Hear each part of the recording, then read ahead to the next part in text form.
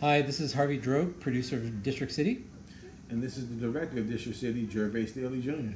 So this is the pilot, and Donald Trump is really flat, and he's not shown as like kind of at a quarter profile view.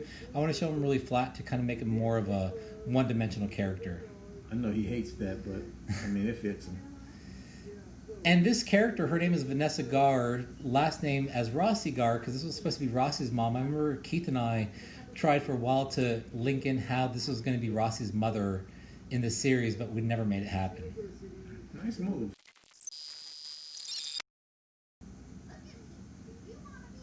Cookville. What's that?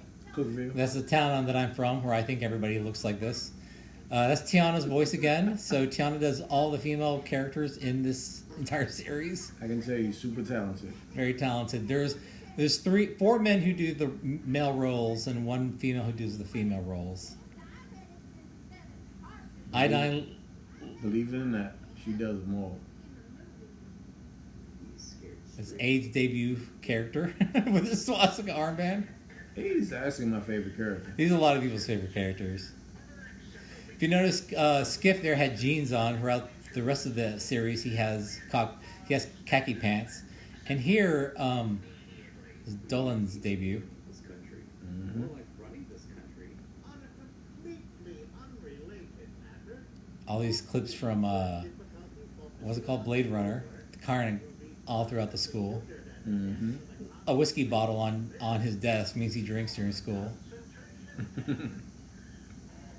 Here we'll see Caucasian used to have a mustache and blue eyes. Look at that. That's what he used to look like. That's exactly what he used to look like, guys. And then after that, we changed it. We removed the mustache and made him have brown eyes.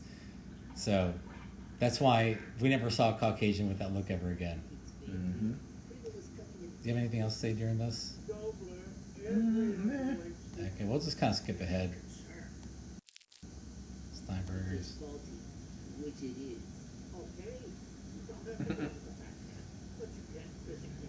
There's always something hidden inside.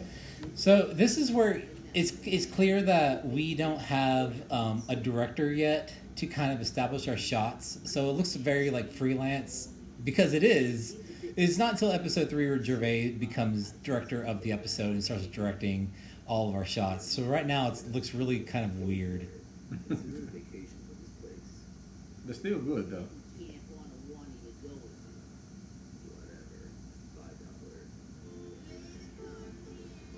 So this clip here of everybody talking at me as a parody from Midnight Cowboy, they're going to charge us 20 grand to use 10 seconds of that song.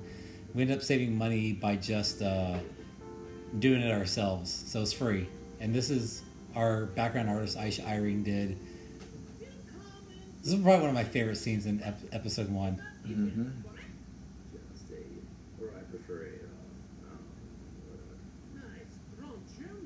And that's the first time we're hearing Keith's voice, actually.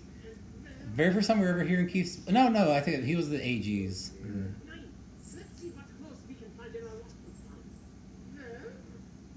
The Camp Crystal Lake reference, the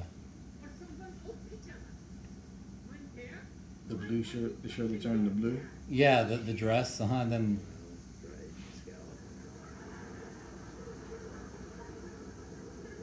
I'm gonna be honest with you, the pilot I didn't really know what the hell I was doing, so let's go cut ahead.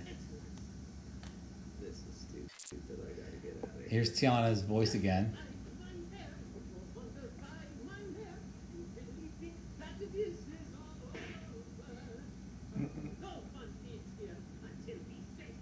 This place sucks. I got lice on the bus. I'm wearing someone's old pajamas, and now I'm staring at students. For no apparent reason, the screen went red. My school to came up with this policy. See, people think that was something you did on purpose. Yeah, I mean, no, it is, but I don't think there's really a rhyme or reason behind why we did it. This is also before we realized Pribble was going to be this being, this invisible being. So this is kind of playing that Pribble had to come by way of plane, but it still indicated that only Dobler can see him, and we find out later on that Caucasian can see him. One pants lit, guys. I got your text about what you like to do while visiting, and the Holocaust Museum is the This looks so different from the most recent episode. Like I feel the most recent episode has a lot more moving parts, and this is just more like stills, you know? And he was like testing the waters. A lot. Yeah, we're trying to figure out what we're doing here. Like here is just kind of a lot of lighting and shading.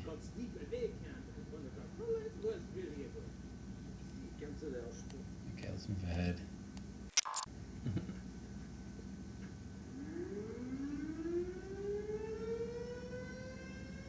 The secret boy is gone. Kiana again.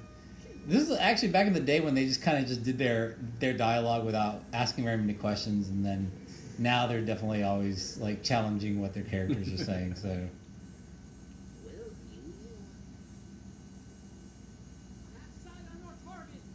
I still feel like it all fits though. yeah, I know, I do too.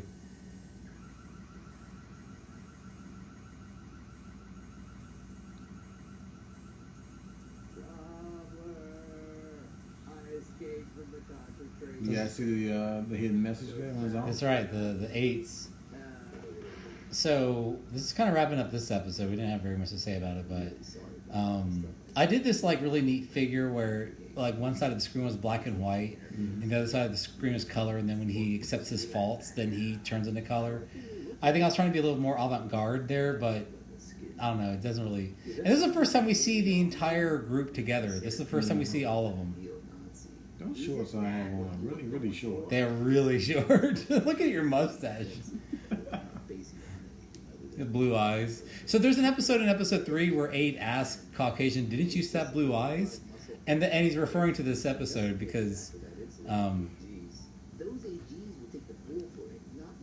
So this background is actually a photo of the high school that I went to when I was growing up. This is actually a real high school in Cookeville. So that's the principal's office in the background. And then if you see here, we actually put Brian the Brain here. It says Brian is real. Because I always knew that we're going to go down that direction. That was a cool little insert. Yeah. All right.